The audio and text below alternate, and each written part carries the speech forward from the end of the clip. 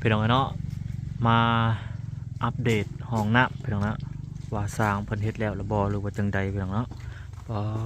ทางแม่กับตากับน้องในนาเพิ่นกำลังอนามัยพี่น้องเนาะอนามัยเก็บหินเก็บทรายพี่น้องเอ้ยมาพบมาเจอกันช่วงตอนสวยๆพี่น้องเนาะ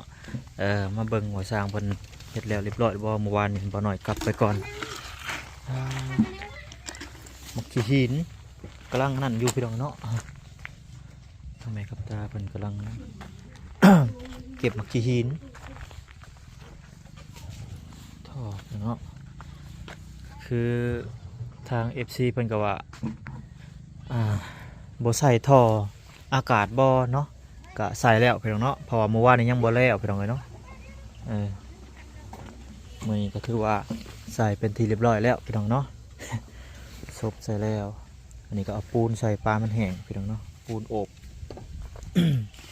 ท่อไอเสียพี่น้องเนาะถือว่าใส่ประตูพี่น้องเป็นที่เรียบร้อยแล้วเนาะใส่ประตูพี่น้องนี่เพิ่นยังทันได้มาปั่นพี่น้องเนาะบัดซีสวยๆจะหน่อยเพิ่นเลยเพิ่นมาปั่นมาปั่นปูนมาปั่นให้มันงามมันงบมันงามเป็นเงาพี่น้องเนาะอาบยามหนาวพี่น้องในบ้านนี่ก็สบายเนาะบ่หนาวพี่น้องเลยน้ำพี่น้องเนาะก็อาจจะมีกระถางบ่หรือว่ามันยังมาใส่ซึ่งก็หรือว่าก่ออ่างกับใส่กระถางตัวใดดีพี่น้องเลยเนาะก็แล้วแต่สะดวกพี่น้องใส่กระถางก็ได้ก่อเป็นอ่างก็ดีพี่น้องเนาะอ่างน้ำดูเป็นเลยตัวสำเร็จเสร็จสิ้นพี่น้องเนาะปิดจบเป็นที่เรียบร้อยเหลือแต่ปั่นปูนพี่น้องปั่นเนาะปั่นปูนถ้าว่ามีงบก็ถ้าว่าอยากทาสีก็ทาพี่น้องเนาะถ้าบ่อยากทาก็บ่เป็นหยังพี่น้องเลยใส่ไปเล็กอันนี้เล็กหูเนาะเล็กหู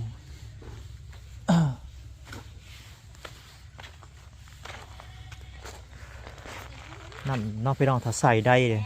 พอดีเป่งจักอันเท่าไรเนาะเฮือนอาเบยพี่น้องใดกระบุกันลืมถามเพิ่นใส่ใดแล้วก็เป่งเฮ็ดน้ำประปาเข้าไปเลยเนาะพี่น้องเนาะบ่ใส่โตโยหรือว่าใส่ท่อ PC 1เข้าไปก็อาจจะสะดวกอีกไปขั้นตอนหนึ่งพี่น้องไงอันนี้ก็สูบเอาไปพี่น้องเนาะ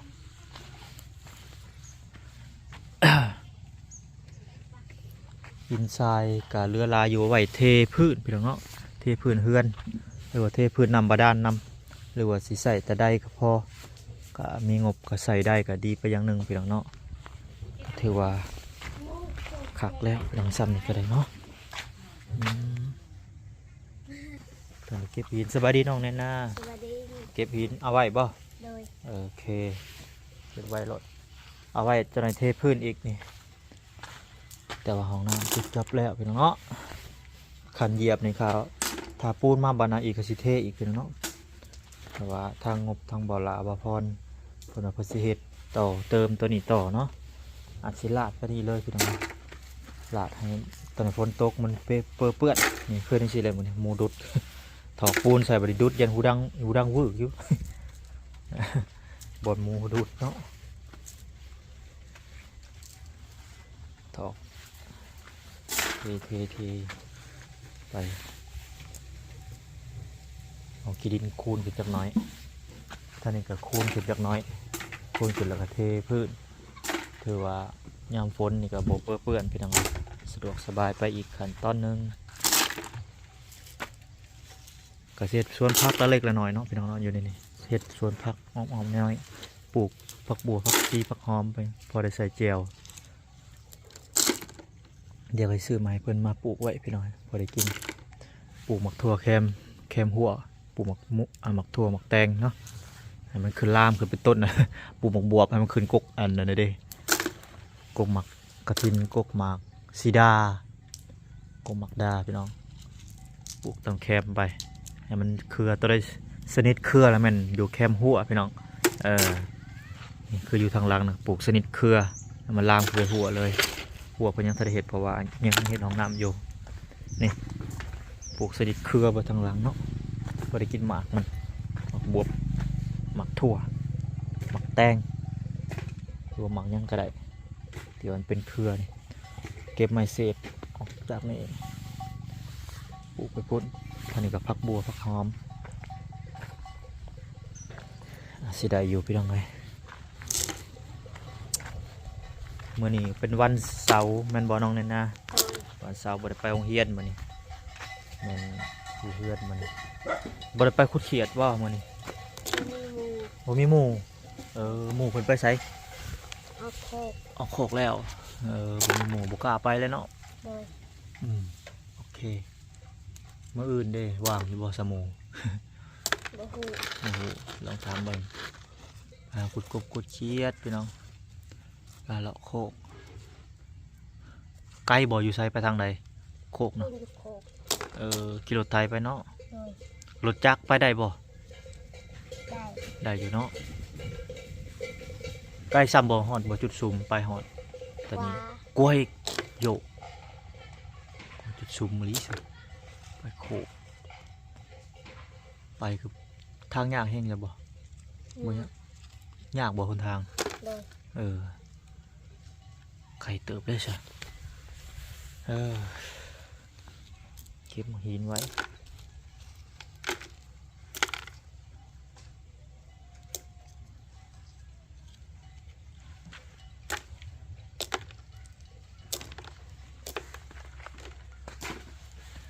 ด้วย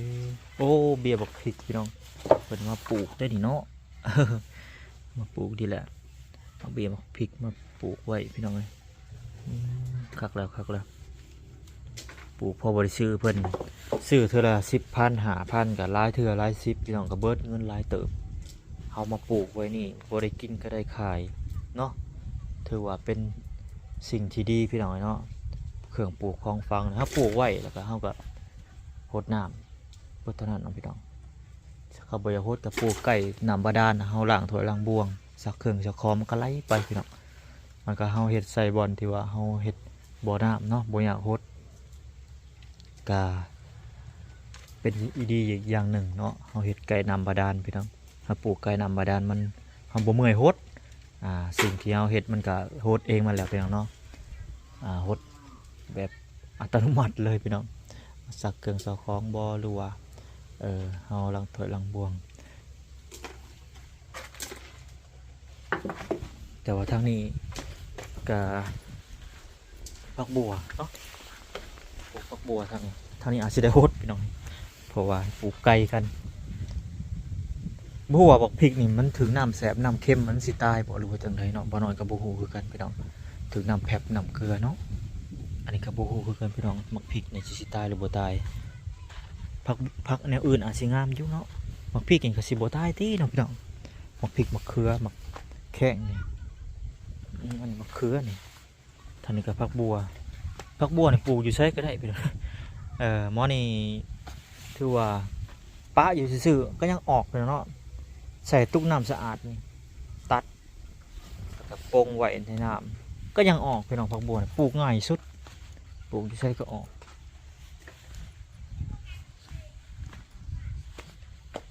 ตอนนั้นเป็นคนเพืองเลยเนาะเพืองไว้ให้งัวได้พี่น้องยามแรงบ่มีหญ้าเลยได้งัวก็อึดหญ้าได้ปีนี้เนาะโอ้คนเพืองเลย กำลังคนเฟือง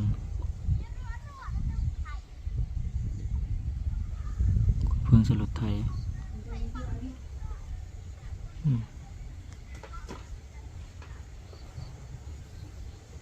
พูด คนเฟืองใช่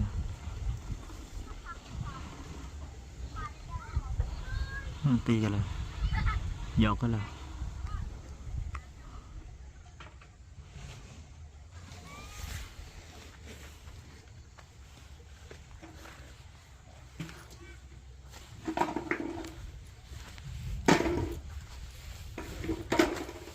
บีเนื้อปลาเลย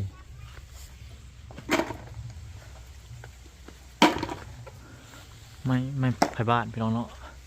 ไม่ไปบ้านก็ใส่สิ่งที่มันจำเป็นพี่น้องเพื่อเราจะเฮ็ดนั่นเฮ็ดนี่ก็ได้พี่น้องเนาะเฮ็ดไม่ปิ้งเฮ็ดไม่อันนั้นไม่อันนี้เฮ็ดห้าหัวก็ได้ ถ้าเรามาเห็ดเอาหัวยำทางเอาพี่น้องหดน้ำเอายำนี่ก็กินก็ยังได้พี่น้องเนาะถ้าว่ามีได้สมมติว่ามีได้ใส่ทรายตัวโยหดน้ำเอานี่ก็เกิดอยู่ได้พี่น้องให้กินได้เลยไม้ไผ่ไม้สังไผ่นี่เนาะไม้ไผ่บ้านในใจก็อยากสางอะไรพี่น้องเนาะเขาว่าดุนะสางยอดสางมือสางตีนมันออกสางออกแล้วก็ให้มันออกนอกอะไรพี่น้องเนาะออกนอกก็ขับไปอย่างหนึ่งเด้ตัวนั้นดินหดให้มันหดน้ำ2 ก้อนทำไมน้ำไม่เลี้ยงน่อง2 ก้อนก็อิ่มแล้วพี่น้องเนาะกินได้แล้ว2 ก้อน3 ก้อนเรื่องอันนี้ก็เป็นสายไฟทางในบ้านเพิ่นเนาะพี่น้องเนาะสายไฟทางในบ้านเพิ่นเน่งมาให้ใส่บ่ว่าสิเฮ็ดเฮือนบ่เฮ็ดเฮือนเฮ็ดห้องน้ำเฮ็ดเฮือนครัวออกมาก็ใส่ไฟทางในบ้านเพิ่นก็เน่งมาให้พี่น้องเนาะเอามาให้ใส่แต่แม่ครับตาเพิ่นยังทะเลเข้าไฟเนาะพี่น้องเนาะมีแต่ในบ้านเพิ่นเอามาเน่งมาให้ใส่ก่อนเลือกค่าไฟก็ใส่ให้เพิ่นว่าซั่นๆเนาะก็ดีไปอย่างนึงได้พี่น้องเอ้ยเนาะใส่ค่าไฟก็ได้เพราะมันคือใส่บ่สูงดอกพี่น้องเอ้ยเพราะว่าใต้แต่ดอกไฟบ่มีตู้เย็นบ่มีหยังมีแต่ดอกไฟอย่างเดียวพี่น้องเอ้ยดอกเดียวขอรอเนาะแต่มันก็โอ้พี่น้องเอ้ยอันตรายเนาะยามมันสิว่าจังได๋ขึ้นข้างเอาบ่ได้พี่น้องมันหกจำเป็นต้องในนี่แต่ว่าบ่มีไฟเข้าไปดอกถ้าว่างัวเข้าไปอาจสิพานเนาะพี่น้องพานขาดเพื่อสอดงัวพี่น้องเนาะถ้าว่างัวเข้าสวนสมมุติว่าถ้าบ่เข้าก็บ่เป็นหยังพี่น้องเนาะพอต่ำแต่กระทั่งบาลาว่าพ่อมันก็ใส่วังกี้นี่เฮ็ดเฮือนเพิ่นกระจายค่าไฟให้ทางในบ้านเพิ่นแล้วเนาะบ่ฮู้ว่าจำนวนเท่าใดพี่น้องอันนี้บ่เฮ็ดบ่น้อยเฮ็ดห้องน้ำเนาะบ่น้อยก็อาจสิจ่ายให้เพิ่นพี่น้องเนาะจ่ายค่าพื้นค่าไฟให้เพิ่นก็สิไป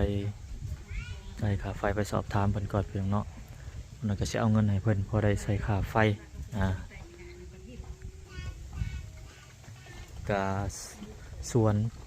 อาจสิเป็นสวนในบ้านเพิ่นบ่หรือว่าสวนไปเนาะต้นกล้วยต้นมีหัวสีไข่เพิ่นปลูกหัวข่าไว้บางทีก็สิให้ทางแม่ขับตาไปขอเนาะขอหัวข่าขุดหัวข่ามาปลูกหัวสีไข่ต้นสมพอดีมีอย่างอีกบ้านนี้ต้นกล้วยเนาะมันหนักเดินหอมจะเห็นยังไงพี่น้องเนาะถ้าว่าสวนน่ะเพิ่นขายเนี่ยอาจสิคักอยู่พี่น้องเนาะดินทางน่ะถ้าเพิ่นขายให้นี่พอดีบ่น้อยก็สิซื้อผักซื้อหมากไม้ซื้อกกไม้มาปลูกให้เพิ่นซื้อมาไว้ปลูกไว้กินพี่น้องเนาะเวลาทางบ่น้อยมาไกลไปไกลมาก็เอาไว้กินได้พี่น้องเลยญาตินับถือเป็นพี่เป็นน้องกันพี่น้องเนาะถือว่าหักแพงกันใครกว่าสั่งกันพี่น้องเนาะไปทางใดก็ได้บ่น้อยก็จะเอาเบี้ยไม้เบี้ยตอกมาปลูกไว้เครื่องปลูกของฟังพี่น้องมาปลูกไว้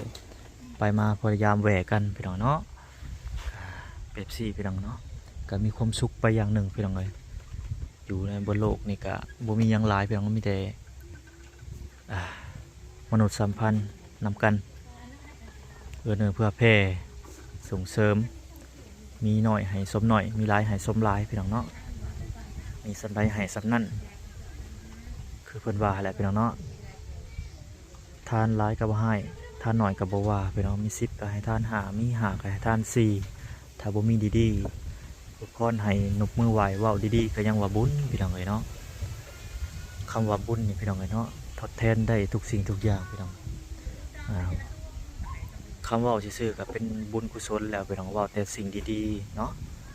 ถ้าว่าเฮาเว้าแบบสิ่งบ่ดีนี่มีเงินก็บ่มีความหมายพี่น้องเป็นอันเลวเป็นอันบ่ดีเบิดมีคนเกลียดคนชังพี่น้องเลยประมาณนี้พี่น้องเนาะโอเคน้องพี่น้องจังได้ก็ขอบคุณเด้อทาง FC และผู้ใหญ่ใจดีเข้ามาเป็นกำลังใจให้ทางบ่อน้อยขอบคุณหลายๆอย่างเลยเนาะถ้าบ่มี FC บ่อน้อยบ่มี FC ถ้าบ่มี FC กับผู้ใหญ่ใจดีบ่อน้อยก็บ่มาถึงจุดนี้พี่น้องเนาะ FC เพิ่นก็เป็นกำลังใจให้บ่อน้อยมาตลอดโดยที่บ่ขามโฆษณาพี่น้องเอ้ยโอ้ยขอบคุณหลายๆเด้อเนาะบางคนก็โอ้ยขอเงินบ่หลายบ่น้อยขออยากส่งเงินให้เจ้าโอ้ยบ่เป็นหยังพี่น้องเนาะเงินบ่หลายขอเพียงแต่ อ่าเป็นกำลังใจให้บ่าวน้อยก็ถือว่าบุญแล้วพี่น้องเนาะโดยที่บ่เข้าโฆษณาบ่นั่นก็ถือว่าอ่าขอบคุณขอบบุญขอบคุณหลายๆนี่แหละพี่น้องเนาะโอ้ยพี่น้องสะพอๆกันอีพีหน้าสำหรับอีพีนี้ก็ขอกล่าวคำว่าสบายดีพี่น้องสบายดี